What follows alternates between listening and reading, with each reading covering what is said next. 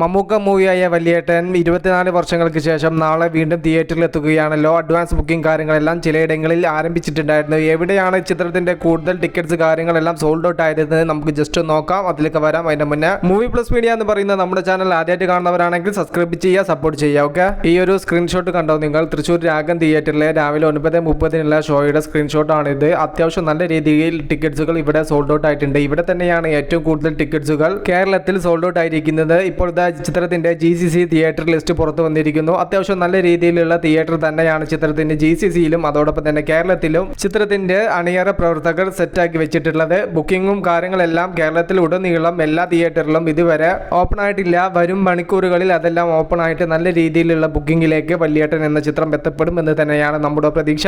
ഇന്ന് ചിത്രത്തിന്റെ ഒരു പ്രിവ്യൂ ഷോ വൈകിട്ട് കൊച്ചിയിൽ നടക്കുന്നുണ്ട്. ഇപ്പോൾ ഇതാ മറ്റൊരു വലിയൊരു അപ്ഡേറ്റ് പുറത്തു വന്നിരിക്കുന്നു. ചിത്രം മികച്ച ക്വാളിറ്റിയുള്ള 4K വേർഷൻ തന്നെയാണ് നമുക്ക് തിയേറ്ററിൽ കാണാൻ പറ്റുക എന്നുള്ള റിപ്പോർട്ട് വന്നിരിക്കുന്നു. ഇതുവരെ റിലീസ് ചെയ്ത സിനിമകളിൽ ഏറ്റവും ക്വാളിറ്റിയുള്ള സിനിമയായിരിക്കും വല്യേട്ടൻ.